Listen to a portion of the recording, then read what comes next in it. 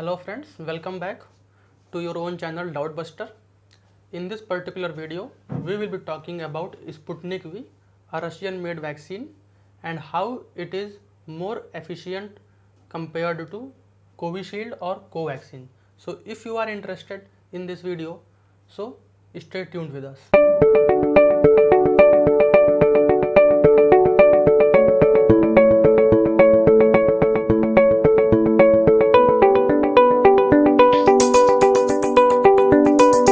तो आइए देखते हैं स्पुतनिक वी वैक्सीन को किस तरीके से प्रिपेयर किया गया और इसका मैकेनिज्म ऑफ एक्शन क्या है। तो फर्स्ट ऑफ ऑल आइए देखते हैं।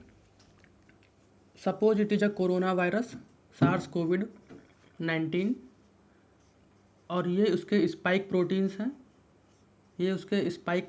हैं, and these spike proteins are responsible for the entry of virus into the cell, और इन्हीं स्पाइक प्रोटीन के हेल्प से ये हमारे बॉडी सेल्स में एंटर होते हैं।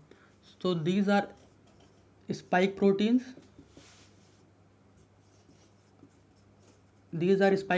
And this is a SARS-CoV-2 virus, और इसके पास में इसका जेनेटिक मटेरियल है जो कि RNA है, पॉजिटिव सेंस RNA। तो इसमें किया गया कि सार्स कोविड वायरस का जो जेनेटिक मटेरियल था उसको रिमूव किया गया, उसका जेनेटिक मटेरियल है, और इस जेनेटिक मटेरियल में से उस पोर्शन को कट किया गया जिस पोर्शन से ये स्पाइक प्रोटीन फॉर्म होती थी। तो यहाँ से एक कट किया गया है। Suppose this is a gene responsible for spike protein, और इस जीन को इंसर्ट किया गया एक वेक्टर में, और वेक्टर लिया गया ह्यूमन एडेनोवायरस। ह्यूमन एडेनोवायरस एक ऐसा वायरस है जो कि जब ये ह्यूमंस के रेस्पिरेटरी ट्रैक्ट में पहुंच जाता है तो ये फीवर, नोजिया टाइप के सिम्टम्स प्रोड्यूस करता है और एक्यूट रेस्पिरेटरी इलनेस कॉज करता है। लेकिन जब ये एज अ वेक्टर यूज़ करते हैं तो इसमें जो रेप्लिकेशन वाले जीन्स होते हैं उनको स्विच ऑफ कर दिया जाता है, सिंपल लैंग्वेज में कह सकते हैं, और ये रेप्लिकेशन डेफिशिएंट होते हैं। ये रेप्लिकेट नहीं कर सकते जब इसको होस्ट की बॉडी में इंजेक्ट किया जाएगा। तो एक वेक्टर लिया गया ह्यूमन एडेनोवायरस,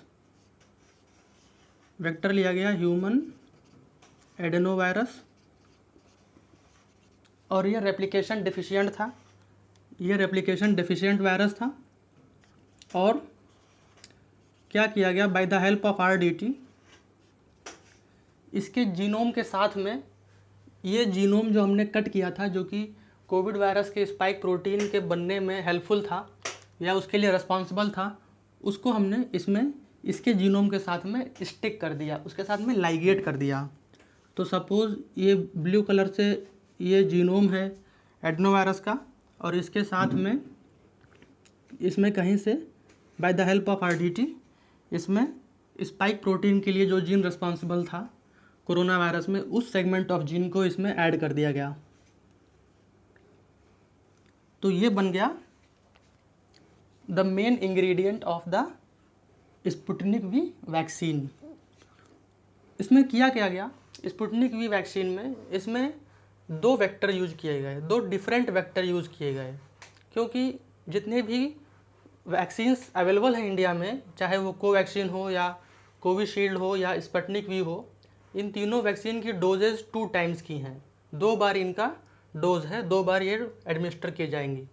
तो स्पुतनिक वी में डिफरेंट क्या है कि इसमें 2 डोजेज में 2 डिफरेंट ह्यूमन एडेनोवायरस को इंजेक्ट किया जाएगा। तो ये हो गया डोज 1। इसी तरह एक दूसरा ह्यूमन एडेनोवायरस का स्ट्रेन लिया गया और इसमें भी वही काम किया गया। इसमें भी सेम वही काम किया गया कि इसमें सार्स कोविड वायरस में जो जीन रिस्पॉन्सिबल था स्पाइक प्रोटीन्स के फॉर्मेशन के लिए, उस जीन को इसमें इंसर्ट करा दिया गया by the help of recombinant DNA technology. और इनको नेम दिया गया RAD26S, और दूसरे वाले ह्यूमन एडेनोवायरस को नाम दिया गया RAD5S। तो ये स्ट्रेन के नाम हैं। R means recombinant, recombinant means कि इसमें दो वायरसेस के जेनेटिक मटेरियल मिक्स हैं, है ना। और नेक्स्ट AD मतलब एडेनोवायरस, और 26 मतलब ये स्ट्रेन का कह सकते हैं कि इसका नोमेनक्लेचर है, और S मतलब सेरोटाइप या सब टाइप। वेयर एज जो दूसरा डोज के लिए जो हमने वेक्टर लिया उसका नाम है recombinant, R for recombinant AD adenovirus, 5 is the strain सब टाइप, और S मीन्स सब टाइप। तो हमने दो डिफरेंट वेक्टर को यूज़ किया है दोनों डोजेज में। तो इस सिस्टम को कहते हैं डबल वेक्टर बेस्ड वैक्सीन्स। ये यूनिक है, इससे पहले अब तक किसी भी वैक्सीन्स में ये डबल वेक्टर मैकेनिज़्म को अप्लाई नहीं किया गया था, तो ये फर्स्ट टाइम है। तो अब होगा क्या कि सपोज डोज 1 में जब ये इंग्रेडिएंट, ये ह्यूमन एडेनोवायरस ह्यूमंस को इंजेक्ट किया जाएगा, तो जब इसको ह्यूमंस को दिया जाएगा तो होगा क्या कि ये स्पाइक प्रोटीन्स की सिंथेसिस हमारी बॉडी में स्टार्ट हो जाएगी, जिन भी सेल्स को ये ह्यूमन एडेनोवायरस इन्फेक्ट करेगा। तो उस स्पाइक प्रोटीन्स के अगेंस्ट में क्या होगा कि हमारी इम्यून सिस्टम उसके अगेंस्ट में एंटीबॉडीज़ डेवलप करेगी, है ना। तो इसके अगेंस्ट में जो एंटीबॉडीज़ डेवलप होंगी वो होंगी ABS टाइप की, ABS टाइप की, है ना। ABS ABS ABS ABS। But इसकी सेकेंड डोज 21st डे पर दी जाएगी according to the manufacturer and developers. तो 21st डे पर जब हम सेकेंड डोज देंगे इस वैक्सीन का, तो उस वैक्सीन में डिफरेंट एडेनोवायरस वेक्टर यूज़ किया गया है। तो जब इस वैक्सीन को हम ह्यूमंस में इंजेक्ट करेंगे तो होगा क्या कि ये जो ह्यूमन एडेनोवायरस है इस बार इसका स्ट्रेन डिफरेंट है, ये डिफरेंट वेक्टर है, तो ये हमारी बॉडी के लिए एक बार फिर से फॉरेन पार्टिकल की तरह बिहेव करेगा।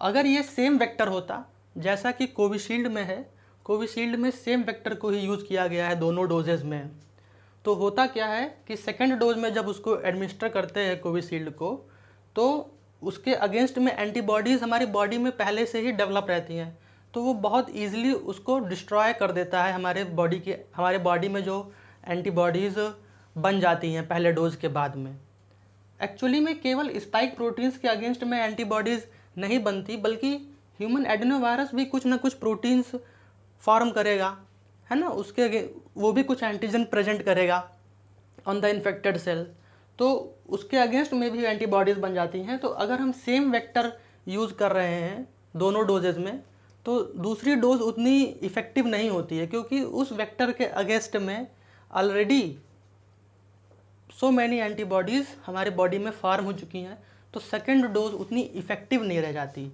बट जब हम दो वेक्टर यूज़ करते हैं, दो डिफरेंट वेक्टर यूज़ करते हैं, डिफरेंट स्ट्रेन यूज़ करते हैं, तो सेकेंड वाला स्ट्रेन फिर से एज अ फॉरेन पार्टिकल हमारी बॉडी के इम्यून सिस्टम के लिए होगा, और इस बार क्या होगा कि इस बार बहुत ज़्यादा अमाउंट में एंटीबॉडी का प्रोडक्शन होगा।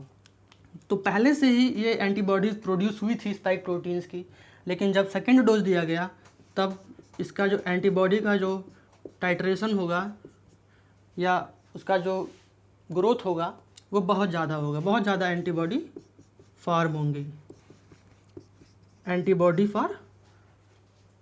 For spike proteins. तो ये एक्चुअल मैकेनिज्म है कि क्यों स्पुतनिक वी बेटर है कोविशील्ड से। इसीलिए इसकी इफ़िकेसी अप्रॉक्सीमेटली 91% रिपोर्ट की गई है, वेराज कोविशील्ड की इफ़िकेसी 70 to 80% रिपोर्ट की गई है। और ये भी है कि स्पुतनिक वी के फेज़ 3 ट्रायल्स में अप्रॉक्सीमेटली 20,000 लोगों पर ट्रायल किया गया था, और उसमें से केवल 4 लोगों की ही डेथ हुई थी।